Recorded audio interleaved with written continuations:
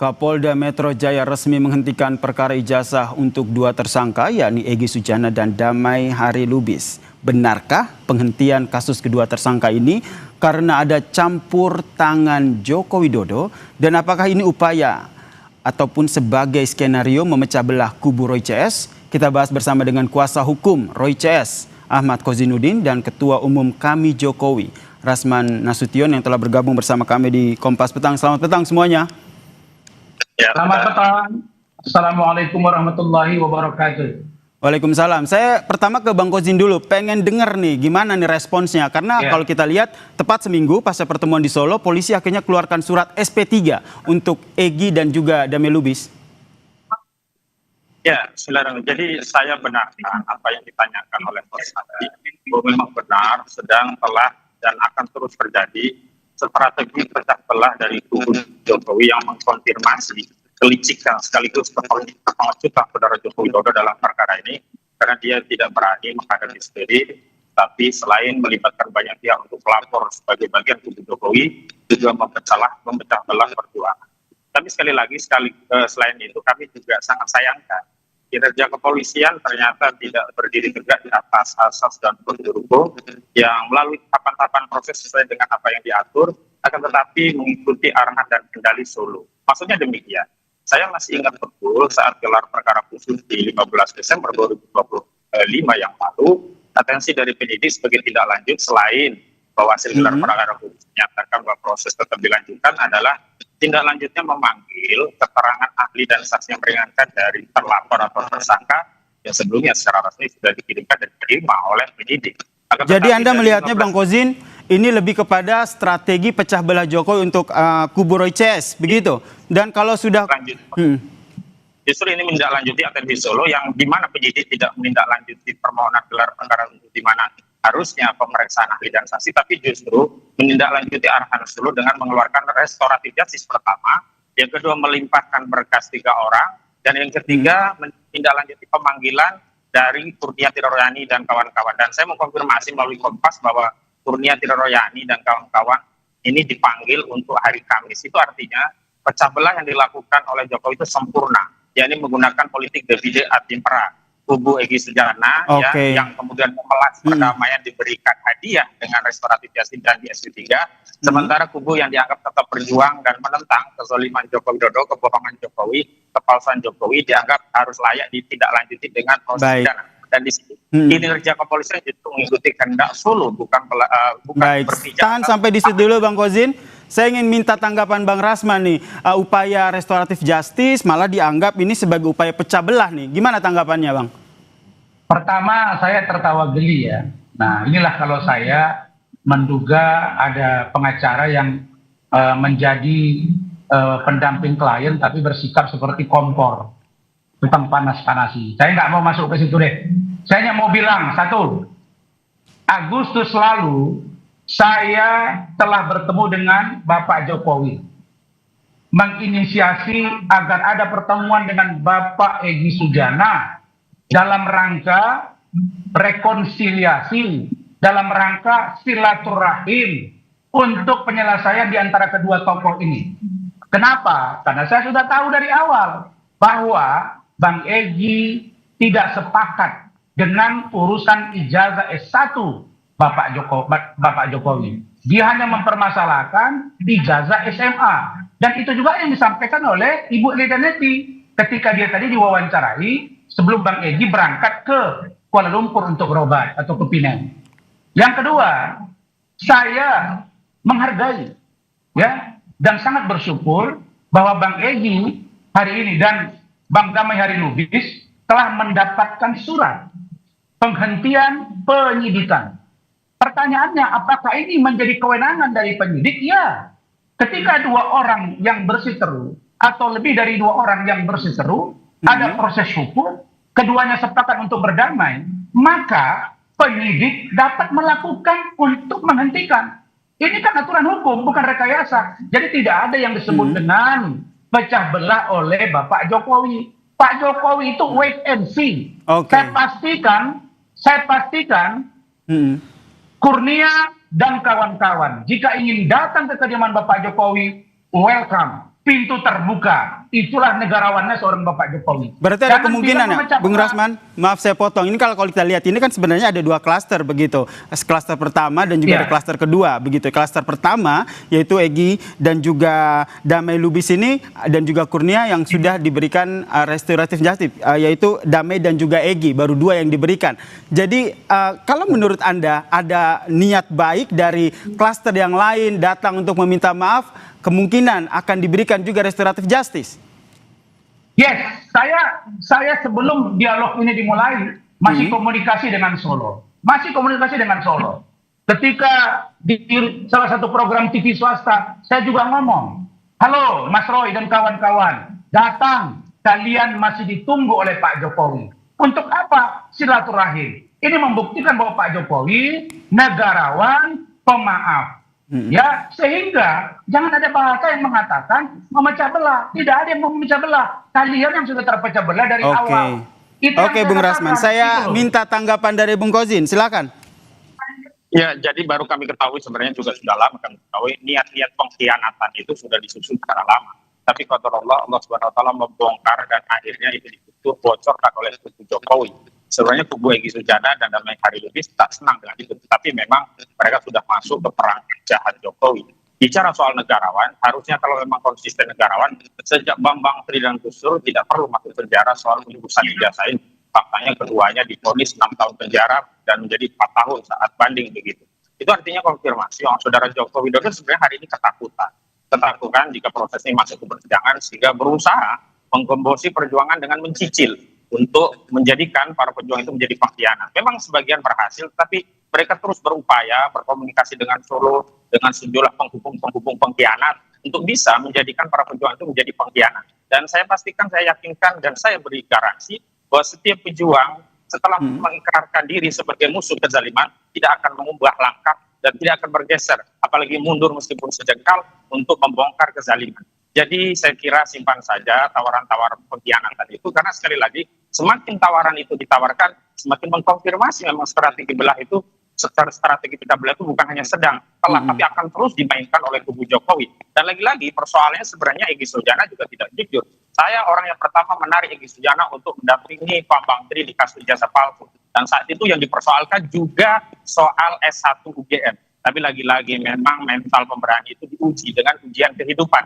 Dan saya kira banyak orang yang kemudian mencari kesempatan untuk menyelamatkan diri masing-masing, kita hargai. Tetapi jangan sampai upaya penyelamatan diri dalam konteks pengkhianatan itu lari perjuangan yang lainnya. Dan saya pastikan kami menggaransi tidak akan ada pengkhianat terhadap perjuangan. Ini adalah perjuangan rakyat. Oke, jadi kubu Roy ini atau Roy Cesin masih solid ya, meskipun ada 2 tersangka di klaster pertama yang sudah mendapatkan SP3 gitu. Saya ke Bung Rasman ini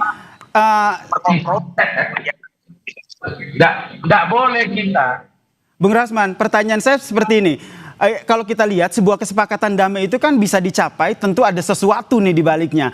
Nah, itu menurut Anda ada deal-dealan apa? Karena kalau kita lihat kan sebenarnya Egy Sujana sendiri sejak tahun 2002 loh, 2022 memperkarakan ijazah Jokowi ini.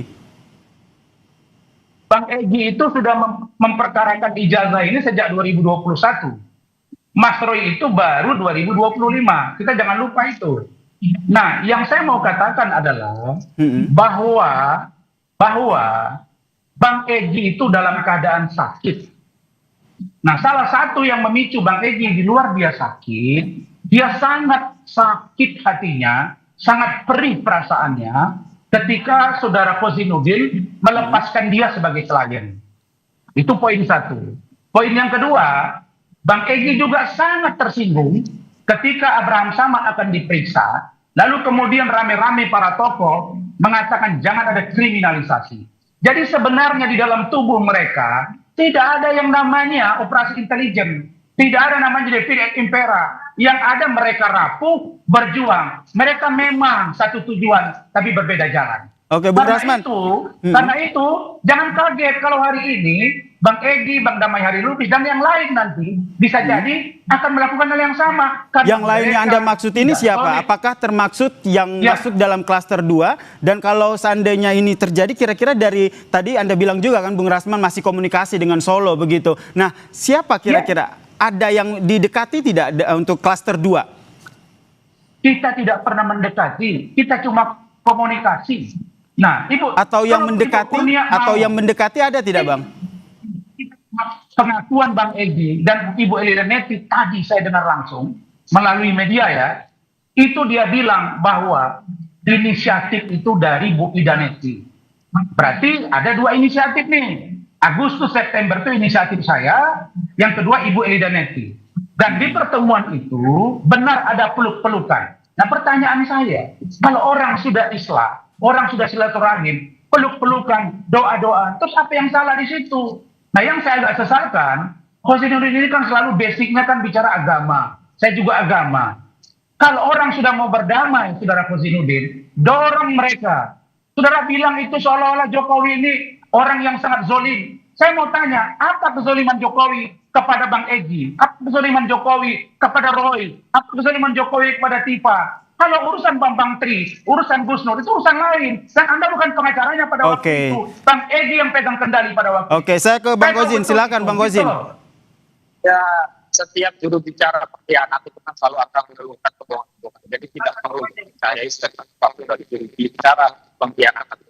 Dan saya tegaskan, Egy Sujana, Damai Hari Lubis itu jadi seperti saya waktu itu.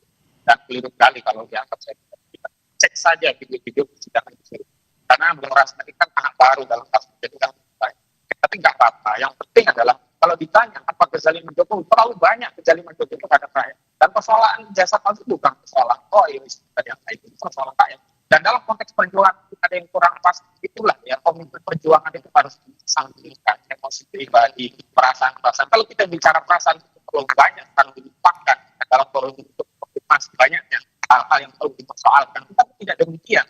Kalau seorang berbuat sekali tidak kemudian datang ke kubu orang yang berbuat dolim hanya untuk pamrih perdamaian, hanya untuk pakai keselamatan sendiri-sendiri dengan pada saat yang bersama membiarkan ya orang-orang lainnya ya dibiarkan dalam perjuangan bahkan melakukan pemecatan terhadap orang yang ini saya pikir Bung Rasman tidak punya legitimitas apapun. Bung Kozin, izin saya potong audionya nampak Bang Kozin. Bung Kozin, izin saya potong ya. Ini karena audio Anda nampaknya kurang jelas, begitu mohon diperbaiki dulu. Bisa diperbaiki terlebih dahulu. Saya sembari menunggu perbaikan audio dari Bung Kozin, saya ke Bung Rasman. Bung Rasman, jadi menurut Anda masih ada kemungkinan, begitu ini yang pengen saya tegaskan, gitu. Berarti memang tidak ada deal-dealan tertentu ya saat adanya restoratif justice untuk Egy dan juga Damai ya? Saya pastikan 1000% tidak ada deal-dealan. Tidak ada yang namanya transaksional. Apakah 100 miliar, apakah triliunan, tidak ada. Nah, kalau Khozinuddin bilang bahwa saya tidak punya legal standing atau apa, oh saya kira keliru. Saya ini pengacara Bang Egy sebenarnya. Ya, begitu dia komunikasi dengan saya dari Inggris, saya sudah ditunjuk menjadi kuasa hukum. Dan Ibu Elida Neti tahu. Tetapi karena banyak kelompok-kelompok yang tidak senang kalau saya membawa Bang Egy, maka akhirnya saya sepakat dengan Bang Egy, udah Bang. Kami lepas saya dengan Bang Riki Sitohang, Bu Ida Leti lanjut. Dan itu sebenarnya mengkonfirmasi pengkhianatan yang terselubung yang selama ini tidak terpublikasi di publik. Saya pikir begitu. Saya tidak itu sendiri. Terima kasih. Saya tidak memahami. Paham ya? Dengarin ya. Strategi pecah belah itu dilakukan oleh Jokowi melalui perantaraan Rasman. Dan saya berbahagia sekali. Semua menjadi terbuka begitu. Dengar ya. Dengarin ya. Rakyat melihat. Dengarin yang baik-baik ya. Juga ternyata punya peran dalam pecah belah ini. Begini ya. Secara terbuka tanpa malu. Gini ya. Dukung dari Solo. Itulah kualitas orang Rasman. Itulah Anda yang salah menilai. Oke, kita tenangkan dulu. Kita kasih kesempatan masing-masing. Saya ke Bang Kozin dulu. Bang Kozin, pertanyaan saya gini, dengan dihentikannya kasus ijazah Egy dan juga Damai Lubis ini, bagaimana kelanjutan perjuangan Anda bersama dengan Roy CS? Apakah masih solid? Tidak mempengaruhi sedikit pun, kan ini kan prosedur biasa. Kemarin yang kedua diperiksa juga biasa, tidak ada penahanan. Ini juga akan lanjut pemeriksaan biasa. Justru yang kami tunggu adalah membongkar, menguliti ijazah Jokowi di persidangan. Dan itu yang harusnya dilakukan, bukan kemudian memecah belah. Tapi kami sadar bahwa kubu Jokowi tak ingin dan tak berani masuk ke forum itu karena ketahuan bahwa banyak ya yang bukti-bukti pada akhirnya mengkonfirmasi ijazah itu bermasalah. Misalnya di Solo Jokowi tidak berani membawa bukti asli. KIP menegaskan bahwa ijazah Jokowi adalah ijazah yang maksudnya itu informasi publik. Sebelumnya Jokowi sendiri mengkonfirmasi tidak punya wewenang, tidak punya hak untuk menunjukkan ijazah. Tetapi KIP telah mengkonfirmasi bahwa dokumen ijazah itu adalah dokumen publik. Saya pikir kami bahagia, bangga karena Allah Subhanahu wa taala telah menunjukkan mana al-haq dan al-batil. Dan selamanya al-haq dan al-batil itu tidak bisa berdamai. Tidak seperti klaim Rasman yang mendamaikan al-haq dan al-batil, itu nggak bisa. Nggak berguna sama sekali, nggak punya legitimasi sama sekali. Dan kami lebih memilih untuk terus berada di parit-parit perjuangan ketimbang berdamai dengan terus melanjutkan perjuangan. Masih solid. Bung Rasman gimana? Apakah ini benar nih Jokowinya panik? Sudahlah, tidak usah kita bicara adat yang hak dan yang batil. Saya mau kasih tahu, kapan putusan pengadilan bahwa Pak Jokowi itu berlaku zolim, berlaku batil. Dengarin dulu saya ngomong dong.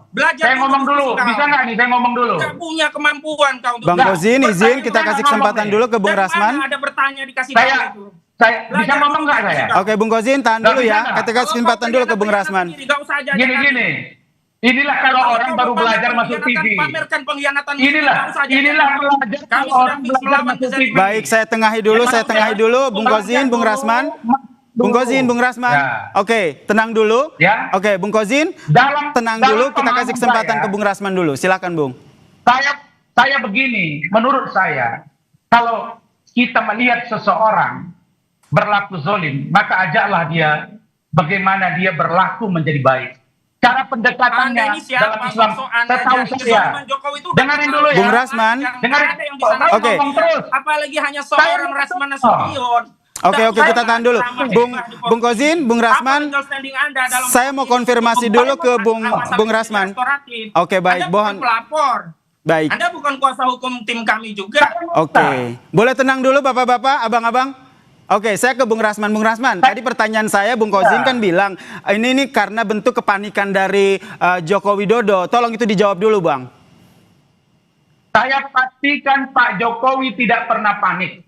Nah, kalau Kozainuddin bilang Pak Jokowi tidak mau masuk ke persidangan, lah, ada sekarang 6 orang lagi tersangka yang akan dibawa ke persidangan. Monggo, kita buktikan kan klaster 1 masih ada 3. Klaster 2 masih ada 3, 6 orang lagi.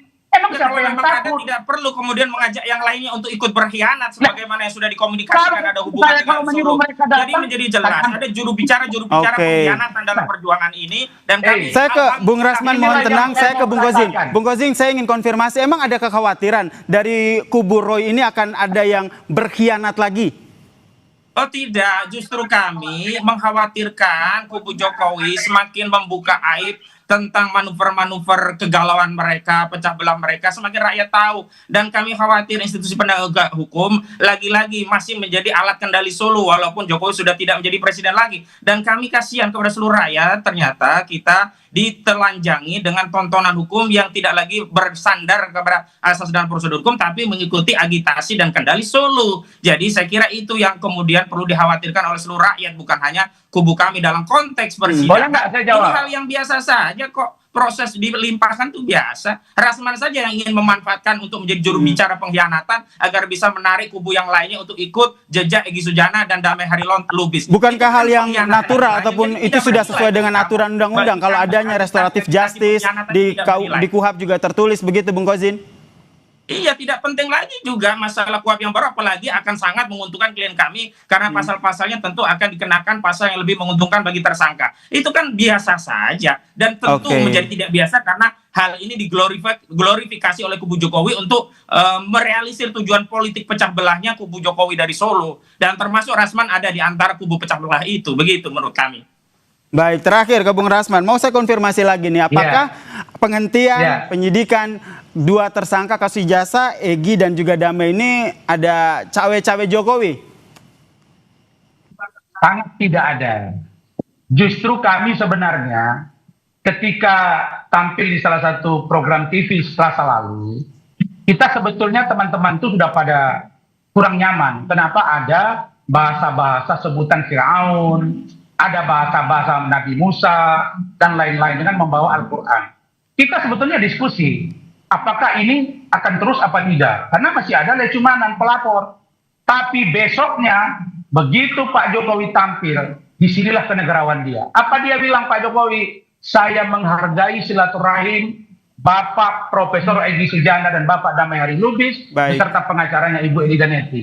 Saya meminta mempertimbangkan untuk lakukan restoratif justice oleh kepolisian. Clear sampai di situ. Jadi saya hanya mau bilang, kalian Kozinudin, rapatlah kalian, koreksilah tim kalian, solidkan supaya jangan kalian tuduh orang besok memecah belah. Oke. Kalian ini sekarang sudah tidak solid lagi. Baik. Kalian sudah begini saja sudah digoyang. Bung Kozing, Bung Rasman, Bung Kozing, Bung Rasman, mohon maaf sekali karena waktu kita yang terbatas, saya harus menutup diskusi kita kali ini. Tenangkan diri kalian. Koreksi diri kalian. Bung Rasman, Bung Kozing. Di pengadilan. Baik. Terima kasih banyak karena waktu kita terbatas, kita harus menyudahi diskusi kita ini. Nanti kita lanjutkan di waktu lainnya di Kompas Petang. Terima kasih Bung Ahmad Kozinudin dan juga Bung Rasman Nasution telah berbagi perspektif dan informasinya di Kompas Petang. Salam sehat semuanya.